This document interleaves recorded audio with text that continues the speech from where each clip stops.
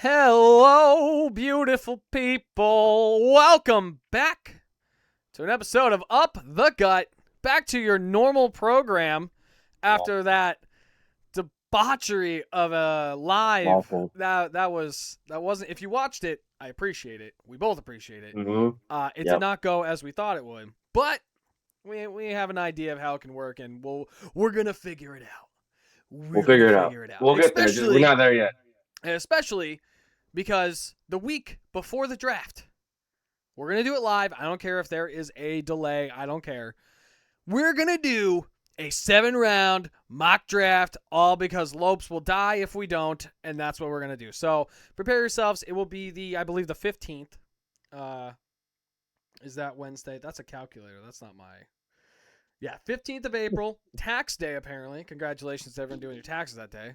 We will be doing a 7-round mock draft live. It may take us a couple hours. You may join us, and that would be great. But we know what we're prepared for and know how to set it up faster, and it won't take me an hour and a half to get everything the way that it's supposed to be. So we will be starting on time next time. But now we're back in our normal programming. And I know you miss us. And we missed you. We missed you so much. All of you. And Lopes said that he missed you guys. So other side, Lopes missed you so much that we had to come back and do our normal episode. I like the live. I like the live. I liked it. I just didn't like everything that went into it with being on delay. Yeah. Having to be on our phones to hear each other. Getting made fun of because I'm old and I don't like technology. I mean, you know. Well, once we figured out that you were the reason for the echo, that fixed a lot of problems, too, for everyone listening. I figured I was the problem. I just didn't know. That was because of Gabby. So, thank you, Gabby, again, for clearing that out. Thanks, Gabby. Thank you. That was a good one. I liked the live. It was nice. It was cool. Definitely a good change up once we figured it out. The delay thing, I think it's on the part of not having my PC plugged directly into the router, which will be fixed very soon once we move. Probably not by the live, so that live is still going to be a little messy. Well, with the delay, so we're still going to have the delay on that one. But the one after that, after the draft and everything, we should be all up and good with that one. So, this week, not a lot happened in the NFL. There wasn't a lot of news. There's a lot of talks about this person getting traded or like the Max Crosby deal of. Yeah, the Cowboys offered 3 offers, and they decided to go with the Ravens. And if they accepted the Cowboys' offer, he would have never went back to the Raiders. They fucked up. The Ravens are just shit organization because they're a bunch of assholes. We were a day away from the Cowboys getting Crosby. If the Raiders waited another day, the Ravens would have signed Henderson the next day, and he would have been traded to the Cowboys. We were a day away from him being on the Cowboys. Just not a lot of movement, nothing crazy. There is another quarterback that entered the draft today. You ready for this one? Sure. The journeyman TJ Finley is deciding not to go for his 7th year in college, and he's entering the draft. The guy who has been on 6 different teams in 6 years. He's like 6'7". He was going to be in like Arcana World or whatever like that. I don't know, some D2 college. He started at LSU, and it just progressively got worse. Last year he was at Georgia State. Wasn't he at like NC State at some point? Yeah, but last year he was at Georgia State, I'm pretty sure, and he went like 1-5 as a starter. It's not great. It doesn't matter, but he's in the draft. Yeah, I mean, congrats. Congrats to you.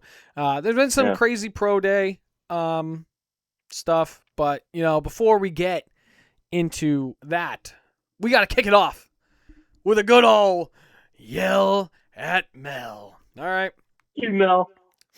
Fuck Mel Kiper Jr. starting that out right there. Oh, it feels good to curse again. I think we cursed on Facebook, but I don't remember. All right, I mean, we said shit. I try to watch some more, I don't want to get the horrible video banned. So we're going to kick it off. Over, the past week, we had a NFL players versus the flag team for, it was a little fun. It was a little thing, here we go. We got Tom Brady throwing the ball. I mean, hell, they even let Jalen Hurts throw the fucking ball. I mean, that's what we're saying with teams being able to do this. They had like the little friendly, tournament or whatever made up of like 3 teams, of 2 teams with like NFL, some current former, and then influencers. You know, you had iShowSpeed. You had fucking Logan Mm-hmm. Paul out there. He was bragging about 19 touchdowns in high school. Like, whatever, man. Derrick Henry had that in one half of one of his games in fucking high school. Like, Yeah. what are we talking about? Going against the NFL, not NFL, the USA All-Star flag football team. Okay, a team that's been doing it for however many years and whatever. Here you go, and you got 48-year-old Tom Brady throwing passes to Gronk, who pulled his hamstring after one catch and can't fucking play anymore because he's so old. And you know the USA flag team, you know they won. You know they won. They won the 2 or 3 games or whatever the hell it was, and that's exactly how it was meant to go. If you have ever seen a staged game before in your entire life and you watch that was more staged. That you might as well just watch the Harlem Globetrotters because you know who was going to win in the end because that was the point. You're not going to sit there and tell me the flag guys are all hype and they're all happy about like, see, we told you NFL players, you know, they wouldn't be able to play flag. Bro, you had fucking Tom Brady out there, 48 years old, throwing the ball. You had iShowSpeed, who's an influencer. Yeah, he's athletic and stuff, but he never played football. You know, he does all this. He's fast. Yeah, that's great. You had Logan Paul out there fucking playing. What are we doing?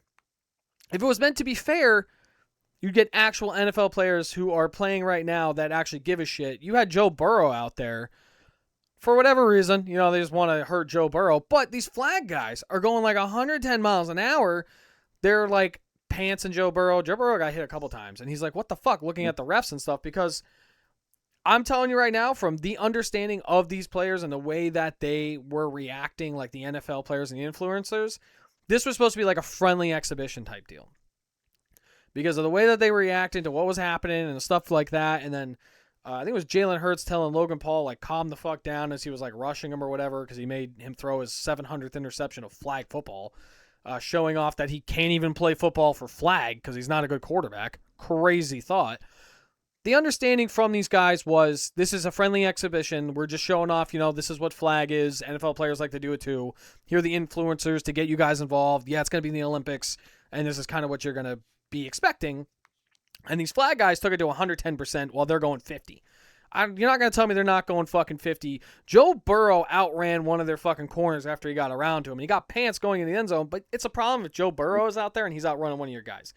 You're not going to tell me right now you put Xavier Worthy out there, he's not going to burn your fucking flag USA All-Star? There's no fucking way. I don't give a shit. There's no fucking way. If you put together an actual NFL team, you can put together 3. You can put together 4. There's so many players in the NFL that would want to do this if they allow them to do it.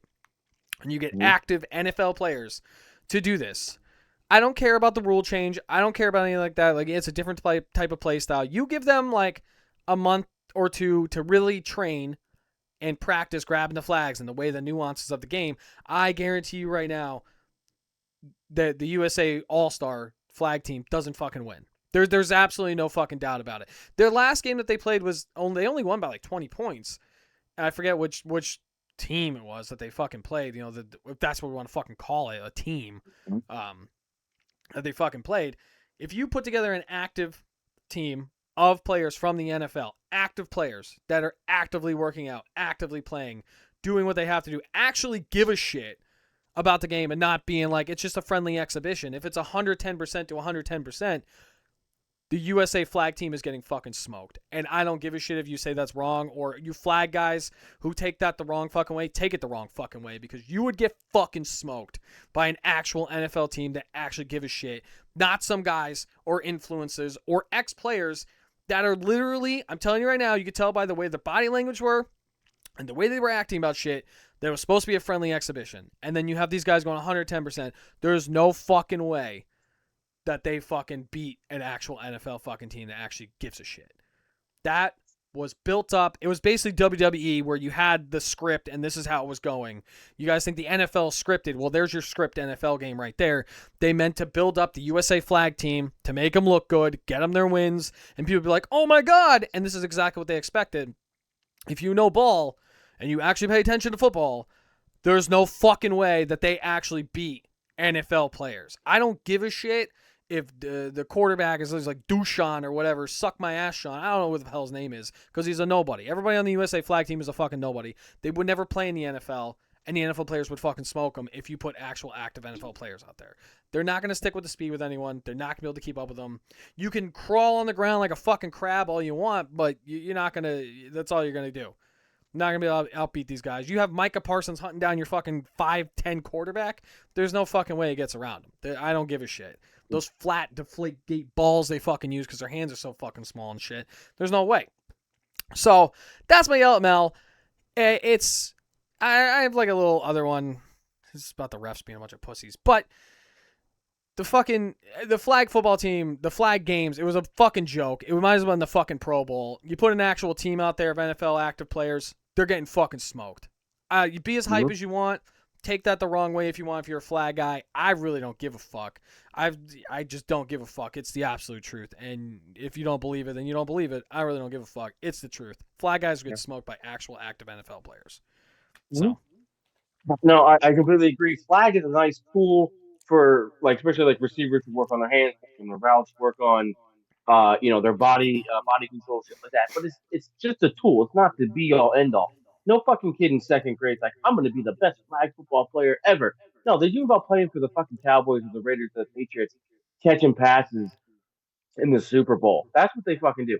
The same people that are getting hyped about the flag team beating an NFL roster are the same people that would get hyped that Floyd Mayweather beat McGregor in a fucking boxing match. So you take a mixed martial artist that's used to being able to use his elbows, his knees, ground and pound, takedowns, and a cage, and you tell him you can only throw punches only at certain times against a true boxer and you celebrate that he won.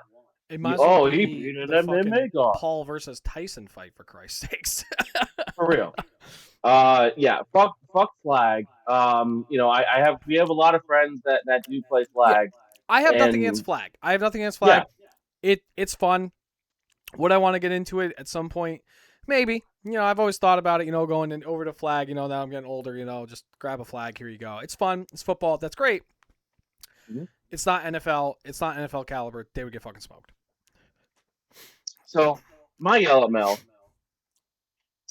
is partially what you just brought up. There's two of them. The NFL and the refs. They need Yeah. to get their shit together. Yeah. The the refs need to stop being fucking little bitch ass pussies. And the NFL needs to get their shit together and make these motherfuckers full time. Anybody that hasn't had CTE yet remembers how fucking terrible the weeks were with replacement referees. All you have to do is Google replacement referees in the game. Excuse me, the game between Seattle and Green Bay comes up where one of them's going like this and the other one's going like this, as if it's an interception. The other one's calling a touchdown. It's a fucking disaster. And all of a sudden, magically, they come to a deal. Get your fucking shit together. You make $7 billion a year as a non fucking profit. Work shit out with the refs. Refs, please get off your fucking high horse. Okay, they're not. People don't come to the stadium to see you. They come to see the play. Okay, but make these guys full time. Pay them salaries. Get them insurance. Whatever the fuck you got to do to keep the ones that know what the fuck they're doing on the field. This is avoidable, and you guys are both just having a dick measuring contest.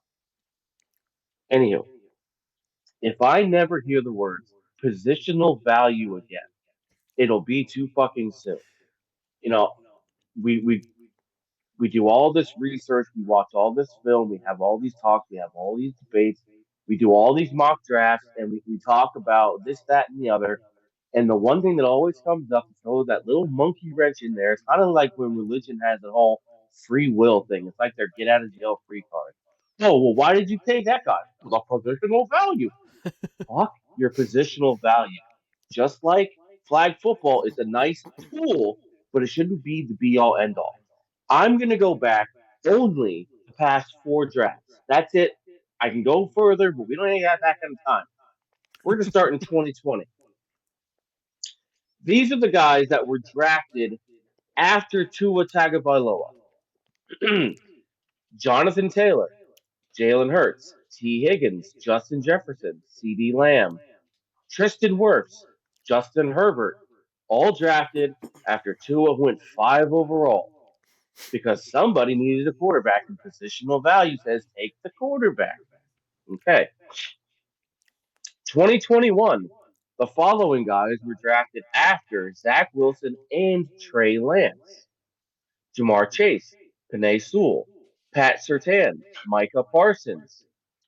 I can't read my own handwriting. Rashawn Slater, Elijah Vera Tucker, Christian Barmore. You see a little fucking pattern here? 2022. These people were drafted by the only quarterback drafted in the first round to Mr. Tiny Hands himself, Kenny fucking Pickett. Trent McDuffie, Tyler Smith, Tyler Linderbaum, Brees Hall. Let me know if you've heard this name. Kenneth Walker, George Pickens, Alec Pierce, Trey McBride. And then 2023, people that were drafted, I didn't even write it down because he's that irrelevant. They were drafted after the first quarterback was taken. Devin Witherspoon, Bijan Robinson, Jalen Carter, Jamar Gibbs, um, JSN, and Christian Gonzalez. All of them were drafted after a quarterback that's already been fucking traded or let go by that original team. It's a nice little tool to use, but if you are not taking the best player available, to me, you are setting your fucking team back. If I'm stacked at running back, okay, I'm not going to take a running back. I get it. And if your board says that the next best player is not where you should be drafting, then look for a trade back partner. Get more capital for later. Take more chances on other guys. Don't just take a dude because you think he plays a fucking position. The fucking Miami Dolphins have the worst roster in the league. They have the worst cap situation in the league. They just fired their head coach. They're a year away from firing their general manager, and their fan base has been miserable for 25 years because they drafted the wrong quarterback and they paid him $100 million. Because once you find a quarterback, you have to pay him, right? That's the league standard. Where do you think the Dolphins would be right now if they took? Oh, I don't know. Do you think they would have been okay if they had a running back like Jonathan Taylor or a receiver like T. Higgins, Justin Jefferson, C.D. Lamb? How about someone to protect the blind side of that left-handed quarterback he took, and Tristan Wirfs? Do you think he's any good? Patrick Surtain won a Defensive Player of the Year. How many times has Jonathan Taylor led the league in rushing? I mean, you're devaluing guys just by the fucking position that they supposedly play. It's just like when teams scout the helmet. I don't know if you've ever heard that term, but you're watching tape on a guy and you see the dude's helmet. It says Ohio State, Penn State, Oklahoma, Texas, Florida. You're like, okay, well, I see that there, but he's playing for Florida. He's got to be good. Or you see a dude like, say, Ted Hurst, who went to Georgia State. Oh, it's Georgia State. They literally play in a condemned baseball stadium down in Atlanta, Georgia, in the Sun Belt. How good could he be? No, you're scouting the fucking helmet. Just look at the dude. Is he a good player? Take the fucking player. I don't care what position he plays. If I have 4 or 5 fucking receivers and no running backs, guess what, motherfucker? We're gonna pass the ball. It blows my mind of how many people are like, nope, you gotta take the quarterback or the left tackle because that's what you do. The positional value. Okay, go ahead. Take the dude that belongs in the second fucking round because of positional value. Please go ahead. And that's my yellow mail. And as always, fuck Mel Kiper and his little lapdog field games. um, yes and yes. I mean, so the refs thing with me is I never realized that they actually weren't full-time refs up until recently. And I was like, well, that's, it's kind of dumb.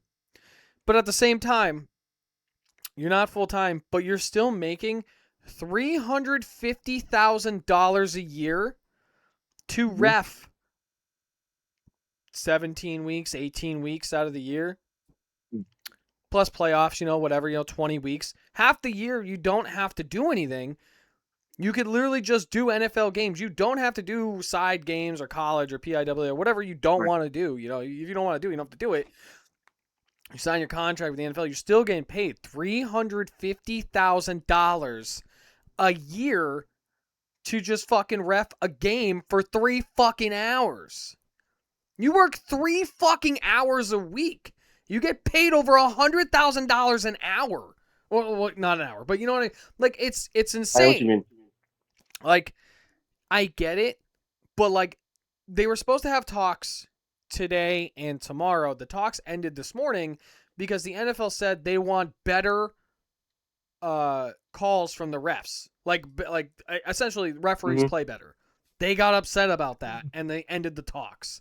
It's like you were not allowed to scrutinize you because you suck. If you suck, you suck. They also want to put more calls on New York to help them make the right call, and I guess they took offense to that too. Look at baseball. They have ABS now. These fucking umps, I'm sure, are in their fucking they're in their fucking feelings. But Did you see that article? I didn't see the article. I know ML, it's way better already though. so the MLB umpires are condemning the ABS system because they said that this is nothing but public humiliation for the official for the officiating. Don't fucking suck at the thing you get paid thousands of dollars to do. It's the one job you have.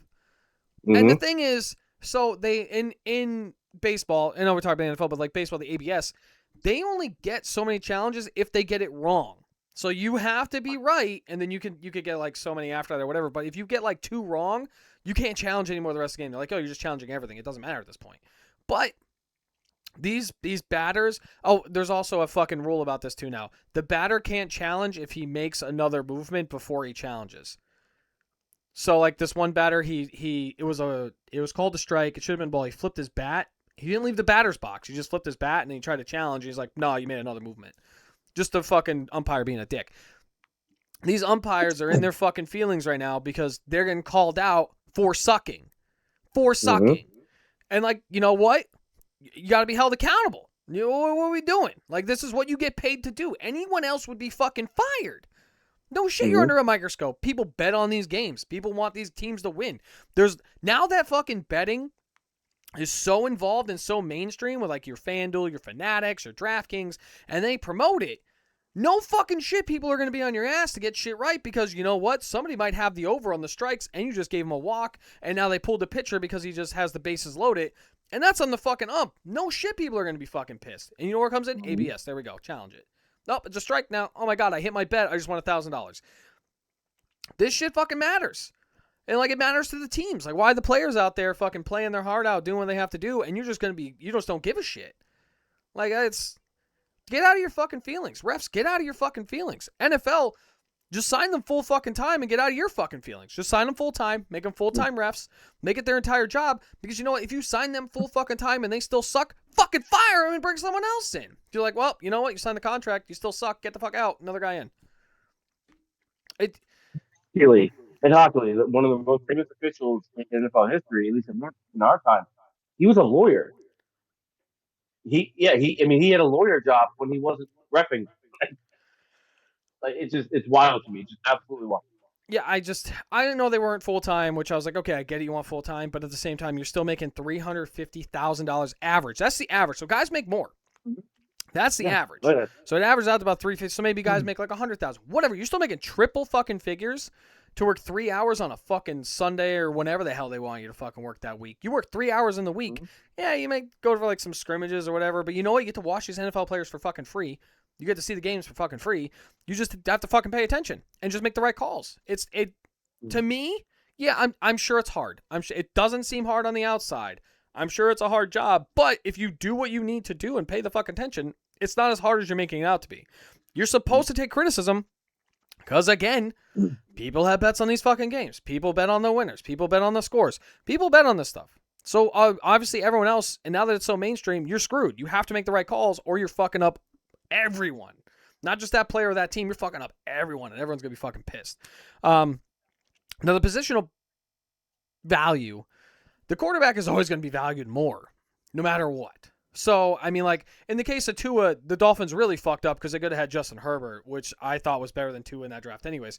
But you're seeing it again this year where after the season stops and then you get into that section of where, like, we're just doing pro days and the whole thing like that, some random quarterback's value just starts going through the fucking roof. Here you go. They're going up boards. You know what's happened with this year? It's Ty Simpson.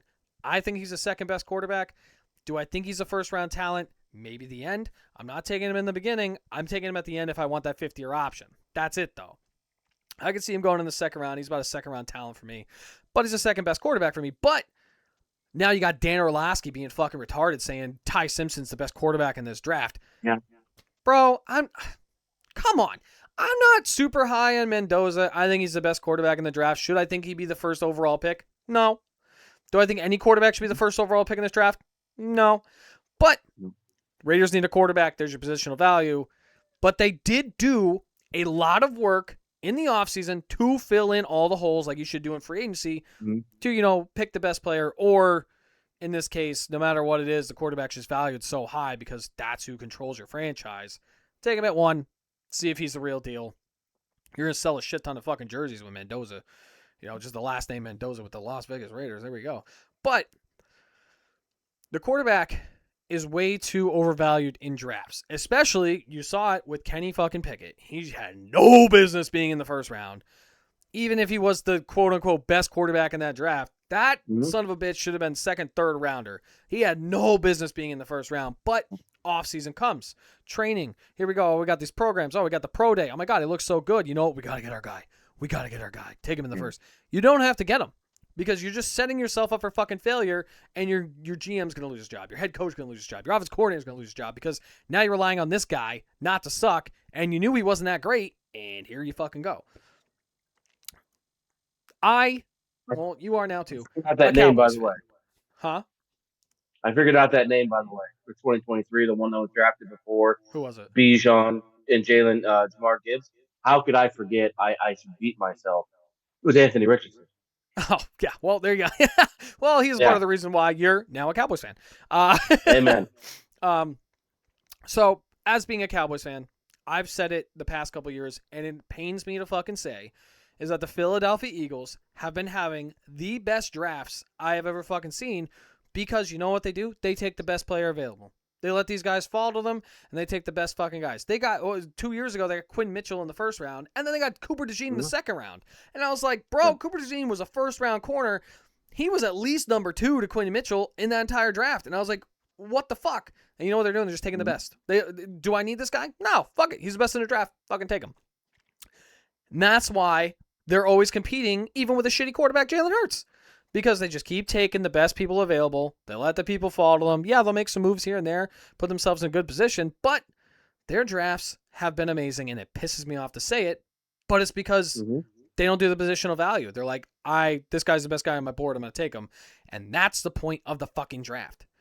The Cowboys haven't understood that for many years, and I think they're finally starting to get it because they're looking at the Eagles. They have to be looking at the Eagles. There's no fucking way they're not. To where we got to take the best guy available because that's the point of the draft. Free agency, you fill your holes to where you're like, I'm confident that this guy can play.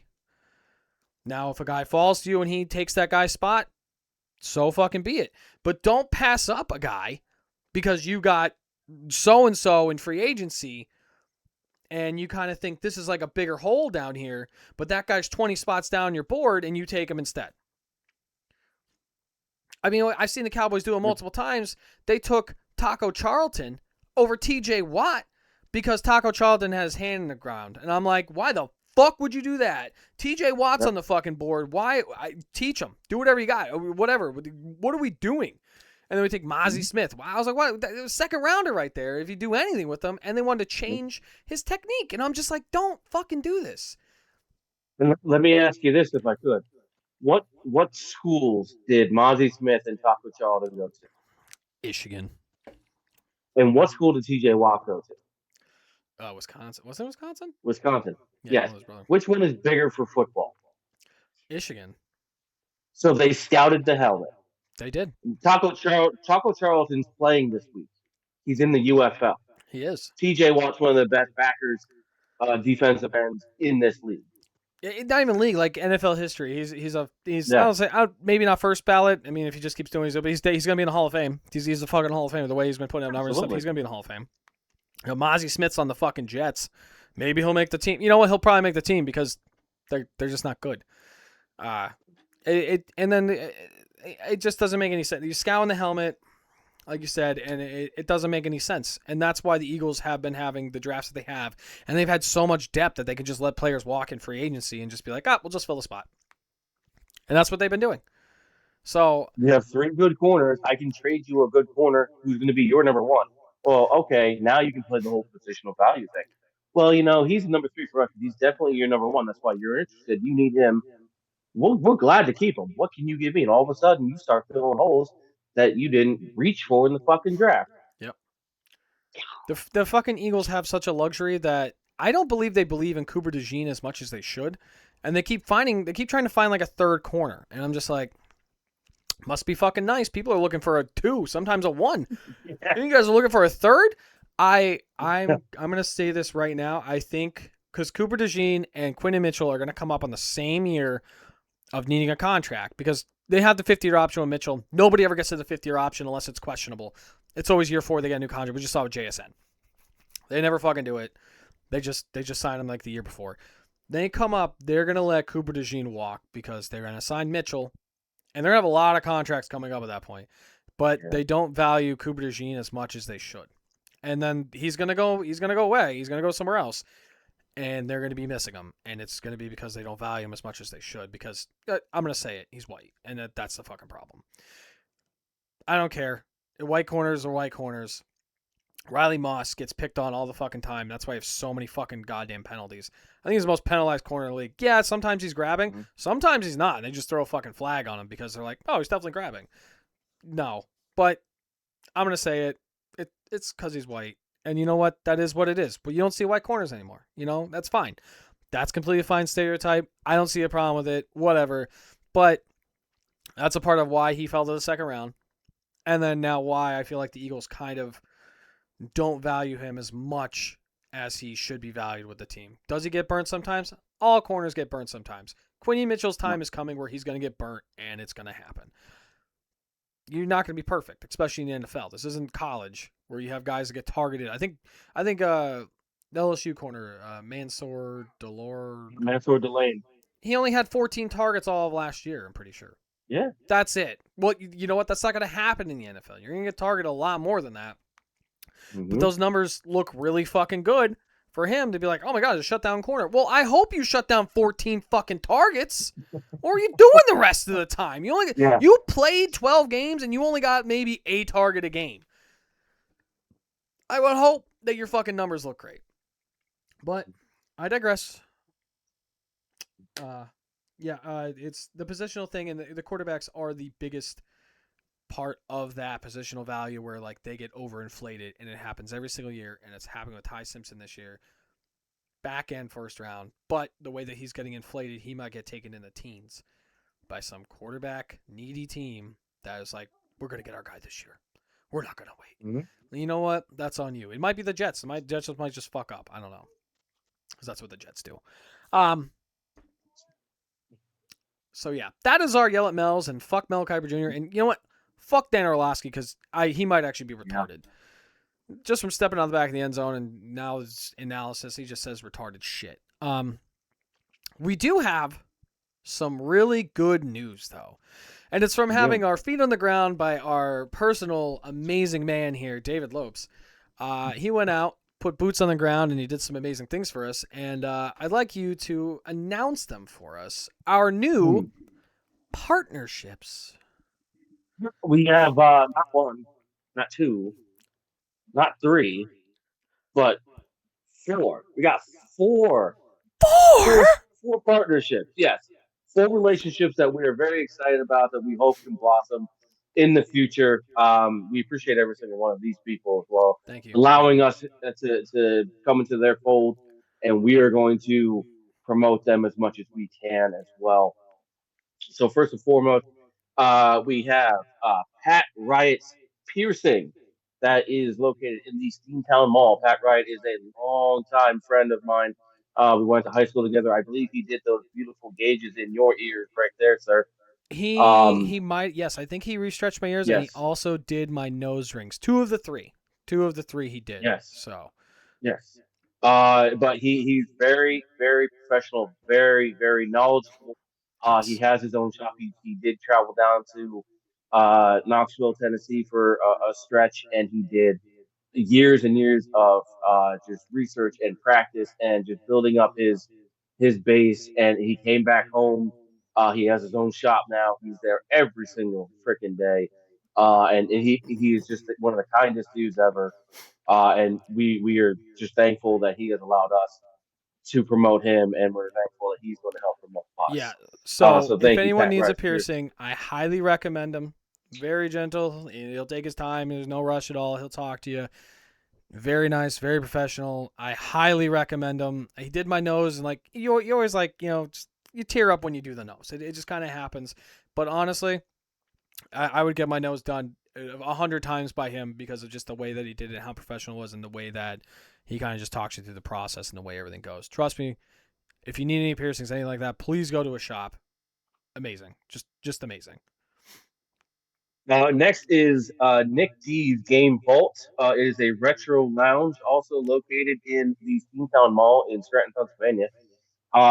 These guys, I swear to God, I went in there not knowing what it was years ago, and it took me one time, and I fell. They have some of the widest selections from Atari to PlayStation 3 and everything in between. They have games, they have systems, they have controllers, memory cards. Basically, if you are our age, 30 to 40, maybe even a little bit older than that, this is going to be heaven for you. They have custom made artwork, and I'm Oh talking yeah. paintings, I'm talking about big sculptures, I'm talking like magnets and shit like that. All these local artists they allow to sell into their store because it just fits everything that goes on in there. And I haven't even gotten to the best part yet with all this retro stuff. Nick is one of the nicest guys I've ever met there as well. They have a certain section. It's called the Retro Lounge for an hour. It's like I don't want to put a price on it because again, this was years ago. I believe I paid around $20 or something like that for an hour. You go into the lounge. They have old school arcade games. They have systems set up like Super NES, N64, the original PlayStation, and all of these games are just loaded on there. And you can literally just log in, play whatever the fuck you want in your hour, and go. If they're not busy, maybe you just sign up for another fucking hour. Just say, hey, charge me another 20. You'd literally spend a day in there and never get. So we were very happy to have them. Yeah, I've been in there a couple times. I got a couple retro games from there. One of the nice things is Ashley actually got, they do custom 3D printing sometime. So they did a Mhm. custom 3D printing of like this Bulbasaur, and she loves Bulbasaur for whatever reason. But it was reasonably priced. I forget the price of what it was. I looked at it, it's like, you want it? She's like, yeah, it was very well done. Price was great too. It's not overpriced where you're like, oh, here's $1,000 and it's like a 3D printing of something, and you're like, I don't fucking want to spend that money. Mhm. Everything's reasonably priced. Great people, great atmosphere. Highly recommended if you're looking for anything like that. Also, downstairs in the Steamtown Mall, you have Comics and Collectibles R Us. Now, these guys are a little bit different. They don't have any apparel. They do have a lot of comic books. So if you're into that kind of stuff, and they have a lot of the classics. Everything is sleeved. Everything is nice and pristine. Everything is fairly priced. They also do have a couple of things. They have autographs of framed pictures, and they have some relics. Like they have a World Boxing Championship um, belt that is autographed for sale. They have all kinds of balls for sale that have been autographed by certain individuals. Just a lot of cool stuff. And again, none of these places are ripping you off. They're going to be fair. They're very personable in there. So we are very happy to have them. Have you ever been in that store just yet, or no? No, I didn't even know that one was down. It's been a while since I've been in Steamtown Mall. Every time I've been there, Yeah. it's for like the little ones, like doctor's appointments or something like that. So sometimes we Oh, walk around, or gotcha. the aquarium or something like that, because that's where they want to go. But I Yeah. have not. But I definitely am interested in going now that I know that they are there. Is it a newer store, or they've been there for a while? It is, yeah. They haven't been there for very long, but like right where the aquarium is, if you turn left towards the Boscovs, Hmm. go up like 2 or 3 stairs, like literally 20 feet, they're right there on the left hand side. Okay, yeah. Like right I don't think they there. were there the last time I was there, but next time that I'm in there or around the vicinity, I mean, I work up in Scranton too, so maybe I'll just pop in and take a Yeah. look around and see what's going on in there. That's awesome. And the last one that we have is Sports Fever. They are located in the Viewmont Mall. I think that's technically Scranton. And they are also located in the Lyman Valley Mall in Wilkes-Barre. These guys are where you want to go if you want selectables like mini helmets. They have trading cards. They do have various items as far as steering wheel covers. You get stickers for your car. You have shot glasses. You have regular mugs. They have those little uniforms for the kids with a little plastic helmet and a little T-shirt that looks like a jersey. They sell hats. They sell a bunch of apparel shit. They have all kinds of sizes. You walk in and there's so much in there. I doubt that you'll be able to walk in there unless you're somebody like me and say, "Hey, do you have a 20X shirt?" No, sir. I'm sorry. Uh, but if you go in there like, "Hey, I need a large New York Giant hoodie," why I don't know why you would need that unless you're like Yeah, I it's don't know use trash. toilet paper or Good something. fire starter. That's Um, fine. yeah, exactly. They'll hook you up, and again, they're reasonably priced. So if you do need something like that, if you are going to go to a Super Bowl party, or if you just need a couple of back to school ideas, or if you're having like a show your team spirit day or whatever, you need a shirt, just go down there, reasonably priced. You're gonna love it. Yeah, especially if you're looking for something just off the just off the wall. You know, they always have different stuff in there. I'm pretty sure I last time I was in there, they had like these totem figures where they kind of like look like totems like Yeah. you get in like Hawaii, where like of your football team. Hmm. They have everything you could possibly be looking for. If you're not just looking for a jersey, you look for a shirt, you're looking for a hoodie. You can find it in there. You can find it different hats. Like I said, signed helmets. They always have different ones. Especially some of them are a little pricey, but you know you're paying for the name. What are you gonna do? Yeah, pretty But if much. you're Yeah. looking for something specific like that, yeah. If you're just looking for something off the rip, go in, take a look around. It doesn't hurt to take a look around. Sometimes you're not really looking for something specific, and you kind of just go in and you're like, damn, this is actually really cool because everything's not sold everywhere. This is one of the things where you're going to find something interesting and you want to grab it for your team. So I highly recommend. I've Yeah. been there a couple of times. It's really nice. And don't forget, like even if you don't live in the area, except for I think it might be a little hard for Pat to pierce you a long Yeah, distance. that might be a little hard. Yeah, don't forget, like all these people, you can call them, you can email them. They all have websites, and you can support them that way as well. So you don't necessarily have to go in person. So actually, they might prefer you not to go in person. Just buy their shit, and I'll send it to you. Uh, just I mean, they're just like us. They're people, but in small doses. Like, hey, I like you. 5 minutes later, I need you to get out of my space. So yeah, but Yes, again, no, Pat, yeah, these are these are life great. things. Yes. Yeah, these are great places. These are great partnerships. I'm really looking forward to growing. I'm really excited about it. I'm happy. Lopes went out and he put his boots on the ground. He really got us out there. It's something we were talking about. We always joke like this video is sponsored by D's Nuts. Um, Now we got some partnerships that we're hoping to grow as we grow. And it's really exciting stuff. I'm going to make a post about it on our page, and I'm going to put links as long as they have Facebook too. I'm going to put them in the links there with our partnerships so you guys can go directly to them, check out the stores, check out the websites, everything like that. That will be up either today or tomorrow. As soon as I'm able to do it with everything going on with the moves and everything like that, you know, us packing and getting ready to get into the house finally. I will get that up there, get this out there so you guys can check out these amazing people while you're checking out these amazing people. So, um, I don't have any more grand news about anything. Like I said, the NFL has been really slow. We're in between that weird period of free agency and the draft where you mainly just have pro days going on. It's a lot of people that didn't do the combine are now doing pro days. Like Harold Perkins Jr. ran a really fast 40, but he's the size of a safety to me. And yeah, it was faster than Sonny Styles, but Sonny Styles is also 5 inches taller and 20 pounds more. So it's more impressive for me for that. Whit Weeks, he had a pretty fast 40. It was like it was 4.5, so he's he's faster than Carnell Tate. So 1-on-1, he'll take him all day. There was a guy down in West Florida, Kobe Taylor, that had a linebacker who had a great 40, everything like that. I was like, wow. Turns out he's in between 24 to 26 years old. D2 guy.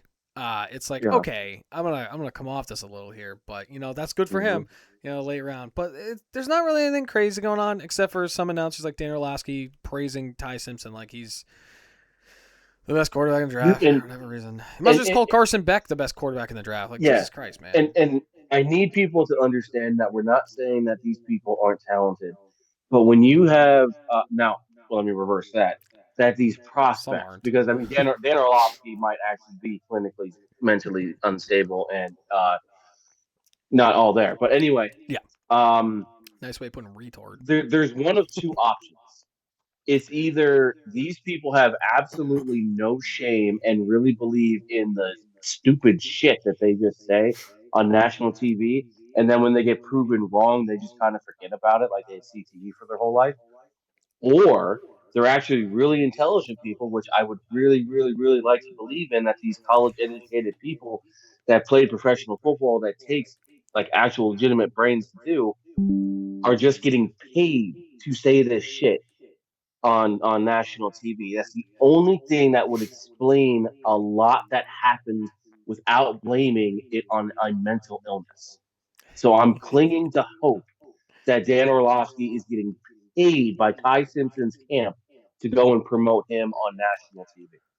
Yeah, I mean, it's happened with Mel Kiper multiple times to where it's came out that he was being paid to say certain things and hype players up. Whether he'll admit it or not, people have come out and they're like, yeah, we have. And he's definitely most known for it. You can just tell by the certain Yeah. players that he hypes up. It's crazy. Mm-hmm.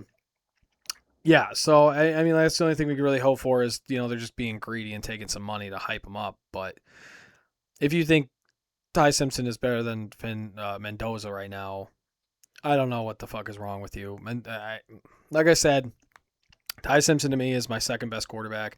But if you're saying this outlandish shit, I might as well say that Robertson from fucking Baylor is the best quarterback in the draft because we're just being retarded. Who can't fucking do anything, whatever. Take your chance on that 6'7" athletic freak from Arkansas. Yeah, Green. I forget his first name. That was last name Green. You might as well Like do that because Talon or Taylor. yeah, he did really good at the Taylor combine. Green. Yeah. So just teach him Yeah. how to throw the ball, and you'll be fine. Yeah. So, yeah, that's all I got this week. You have anything for us? No, again, we appreciate everyone that continues to like, follow, share, help support us. Again, thank you to Pat Piercing, Nick D's, Game Vault, Sports Fever, and Comics and Collectibles Are Us. You guys are the bomb. I appreciate y'all. Yeah, you guys are amazing. Thank you so much for the partnership. We look forward to keep growing with you as you guys keep growing too. Next week, I think we're gonna take a week off. Like I said, there's not a lot going on. If something pops up and something's like big that we want to go over, we'll probably be on. But like I mentioned before, it's also I don't remember. Easter's that week. That weekend is Easter or whatever. Yeah. But I have a lot going on with the move. And Tuesday, Wednesday is a prime time for me to go over the house after work and work on whatever I can before I come back here because we're doing like a slow move. I want to get everything done before we do the big move. Mm-hmm. So and she doesn't work Tuesday, Wednesday, so it's my prime time to get over there, clean, do whatever. So I'm gonna take a week off.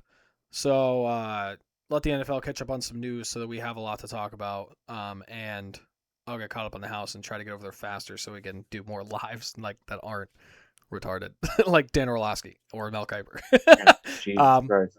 But we'll see. We'll keep you posted if we end up changing our minds and anything happens or anything like that. But if right now we're gonna take a week off, we're not saying goodbye. We're saying see you later because we will be back. Don't worry about that. We are ready for the draft. We are pumped. I'm excited. Mm-hmm. So as of right now, we will see you in 2 weeks. Don't miss us too much. We're gonna miss you a lot. You guys have an amazing day, amazing night, amazing morning. We love you so much. And